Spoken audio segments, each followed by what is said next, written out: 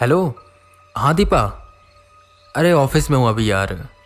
नहीं, एक दो फाइल रह गई हैं, बस उन्हें सबमिट कर दूँ। हाँ, इसके बाद निकल जाऊँगा। अरे तुम चिंता मत करो, बस मैं निकल रहा हूँ। पंकज फ़ोन रखता है और वापस से अपने काम पर लग जाता है। पंकज दिल्ली की एक प्राइवेट कंपनी में काम करता था।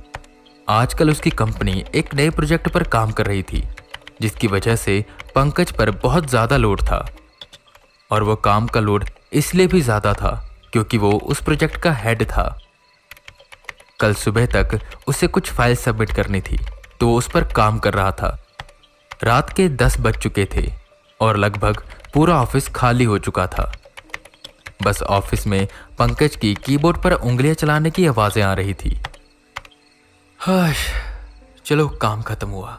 उसने कंप्यूटर बंद किया और तेज कदमों से ऑफिस से बाहर निकला।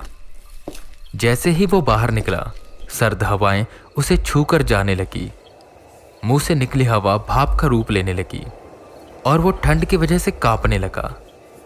पहले के मुकाबले आज की रात ज़्यादा सर्द थी, और होती भी कैसे ना, जनवरी का महीना था।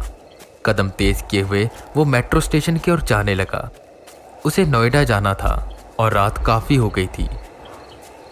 वो कैब कर सकता था, पर उसका कोई फ़ायदा नहीं था, तो उसने मेट्रो से जाने का सोचा। वो जल्दी से मेट्रो स्टेशन पहुंचा। वो वहीं पर खड़ा हुआ था। मेट्रो बस आने ही वाली थी।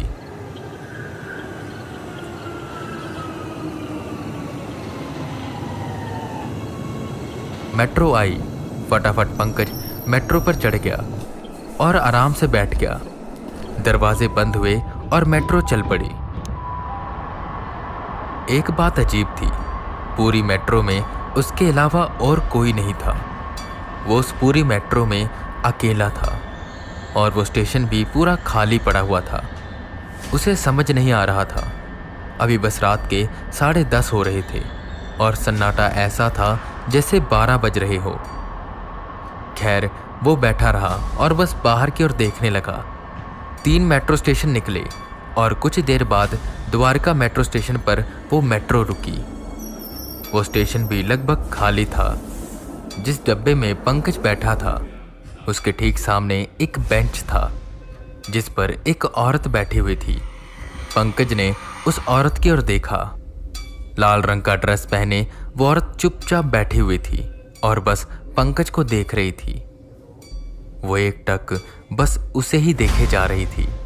उसके चेहरे पर कोई हाव भाव नहीं थे। जैसे ही अनाउंसमेंट हुई, उसके चेहरे पर एक मुस्कान आई, बिल्कुल बेजान मुस्कान। पंकज हल्का सा घबराया। दरवाजे बंद हुए और मेट्रो चल पड़ी। मेट्रो के चलते ही पंकज ने राहत की सांस ली। ये औरत कौन थी? देखने में कितनी अजीब सी लग रही थी। इसी ख्याल के साथ पंकज के मन में एक और बात चल रही थी। उसने वो औरत द्वारका मेट्रो स्टेशन पर देखी थी, जो कि हॉन्टेड प्लेसेस में से एक है। वहाँ बहुत से लोगों ने भूतों को देखा है और नेगेटिव एनर्जी फील करी है। कहीं जिसे उसने देखा वो आत्मा तो नहीं? उसके मन में ख्याल आया और जैसे ही ये ख्याल आया, उसने उस ख्याल को मरोड़ कर फेंक दिया। आत्मा कुछ नहीं होता, ये सब बस वहम है। आंखें बंद कर पंकज ने सोचा। आज वो काफ़ी थक गया था और उसकी आंखें भी काफ़ी दर्द कर रही थी। पूरा दिन वो कंप्यूटर पर काम कर रहा था। कुछ वक्त गुजरा। मेट्रो एक झटके से रुकी। पंकज ने आंखें खोली। मेट्रो के दरवाजे खुले और दरवाजे खुलते ही जो पंकज ने देखा, उससे उसकी दिल की धड़कन और तेज हो गई। वही औरत जो बेंच पर बैठी थी, अब वो खड़ी थी और अभी भी उसके चेहरे पर एक मुस्कान थी। ठंड के इस महीने में पंकज पसीने से तरबतर हो गया। वो हाँफते हुए उठा। उस औरत की नज़र अभी भी पंकज की ओर थी। ये क्या हो रहा है मेरे साथ? क्या मेट्रो रिवर्स आ गई, या हम अभी भी द्वारका मेट्रो स्टेशन पर हैं, या ये औरत इस मेट्रो के साथ साथ चल रही है? मुझे तो कुछ भी समझ नहीं आ रहा। कैसे वो अपने मन को समझाए, उसे समझ ही नहीं आ रहा था। अनाउंसमेंट हुई और दरवाजे बंद होने लगे। वो औरत वहीं की वहीं खड़ी थी। तेजी से मेट्रो ने उस स्टेशन को पीछे छोड़ा और कुछ देर बाद वो दूसरे स्टेशन पर आकर रुकी। दरवाजे खुले और अब पंकज का डर से बुरा हाल हो गया। वो औरत जिस डब्बे में पंकज था उसके सामने खड़ी थी और धीरे धीरे चलते हुए अंदर आने की कोशिश कर रही थी। उसका शरीर पूरा अकड़ा हुआ था और वो जब चल रही थी तो सिर्फ पायल और चूड़ियों की आवाज़ें नहीं बल्कि अकड़न की आवाज़ें भी आ रही थी। पंकज डर के दूसरे डब्बे की ओर भागा। तब तक दरवाजे बंद हुए और मेट्रो चल पड़ी। पंकज ने आगे पीछे देखा, वो औरत कहीं नहीं थी। शायद वो मेट्रो पर चढ़ ही नहीं पाई, पर अगली बार वो चढ़ जाएगी, ये सोचकर वो ड्राइवर साइड की ओर जाने लगा। भागते हुए वो ड्राइवर के कैबिन के पास आया। उसका पैर किसी गीली चीज पर पड़ा। नीचे देखा तो ढेर सारा खून पड़ा हुआ था और अंदर देखा तो ड्राइविंग सीट पर एक सरकटी लाश पड़ी थी जिसमें से खून बह रहा था। पंकज जोर से चीखा और वापस जाने लगा कि अनाउंसमेंट हुई, अगला मेट्रो स्टेशन आ गया। वो अब उस डब्बे में नहीं था तो उसने सोचा कि शायद वो औरत उस डब्बे में एंटर करेगी और पंकज दूसरे डब्बे से बाहर निकल जाएगा। पर जैसे ही मेट्रो रुकी और दरवाजे खुले, पंकज के तेजी से बढ़ते कदम रुके। वो औरत ठीक उसके सामने दरवाजे के पास खड़ी थी और अंदर आ रही थी। भागकर पंकज दूसरे डब्बे में जाने लगा। वो औरत फिर उस डब्बे के आगे जा पहुंची और जैसे ही पंकज अगले डब्बे में गया, दरवाजे बंद हो गए और मेट्रो चल पड़ी। पूरी मेट्रो में अब एक चुप्पी थी।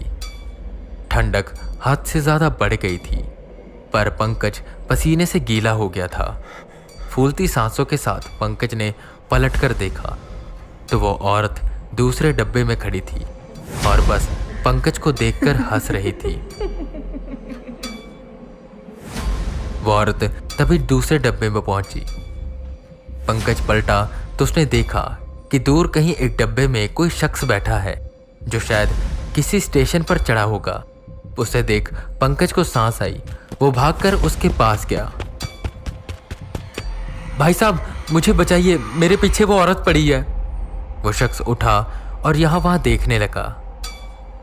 औरत? कौन सी औरत? यहां पर तो हमारे सिवा और कोई नहीं है। पंकज ने नजर घुमाई। उसकी नजर अभी उस औरत को ढूंढ ही रही थी कि वो शख्स बोला, इस मेट्रो में हम दोनों के अलावा कोई भी नहीं है। ड्राइवर है पर वो तो मर चुका है। पंकज डर कर 2 कदम पीछे हुआ। उस आदमी की पीठ पंकज की ओर थी। उस शख्स की गर्दन एकदम से घूमी। जोर जोर से हंसते हुए वो बोली, और कहीं वो औरत मैं तो नहीं। अब उस शख्स का पूरा चेहरा बदल गया था। पंकज पलटा और यहाँ वहां भागने लगा। वो खिड़कियों पर हाथ मारता तो कभी खुद से ही दरवाजा खोलने की कोशिश करता। मेट्रो स्टेशन आकर गुजर रहे थे पर वो मेट्रो कहीं रुक नहीं रही थी। पंकज बिल्कुल बेसहाय हो गया था। वो शख्स अब वहां पर नहीं था। तभी उसके कंधे पर किसी ने हाथ रखा। पंकज डर कर नीचे गिरा तो वो वही औरत थी। पंकज डरते डरते पीछे हो रहा था। मुझे जाने दो, मुझे जाने दो, मैंने तुम्हारा क्या बिगाड़ा, मुझे जाने दो। कि एक मेट्रो स्टेशन आया और दरवाजे खुले। पंकज बाहर की ओर भागा।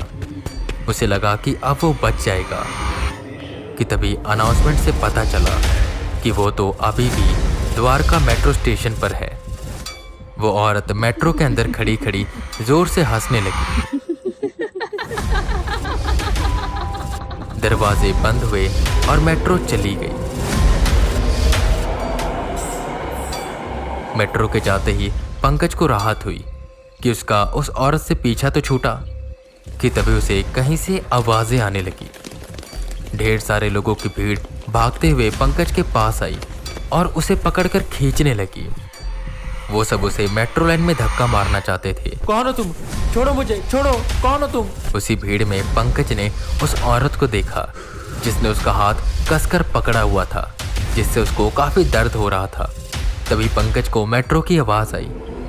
सबने जोर लगाया।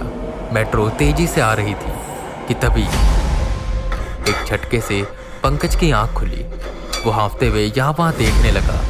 अनाउंसमेंट हो रही थी, उसका स्टेशन आ गया था, दरवाजे बंद होने वाले थे। वो फटाफट उठा और भागते हुए मेट्रो से बाहर हुआ। दरवाजे बंद हुए और मेट्रो चली गई। बिखरी सांसें बटोर वो सोचने लगा कि अभी जो कुछ भी हुआ वो बस एक सपना था। एक तरफ तो वो राहत की सांस ले रहा था, पर दूसरी ही तरफ उसके माथे से पसीना रुक नहीं रहा था, क्योंकि ये एक बेहद ही डरावना सपना था। उसने जैसे ही एकदम से कदम आगे की ओर बढ़ाया, उससे अपने हाथ में एक दर्द महसूस हुआ। उसने अपने हाथों की ओर देखा तो उस पर उंगलियों के निशान थे, और शायद ये उंगलियों के निशान उसी औरत के थे। वो एक सपना था या सच, पंकज को अभी भी समझ नहीं आ रहा था।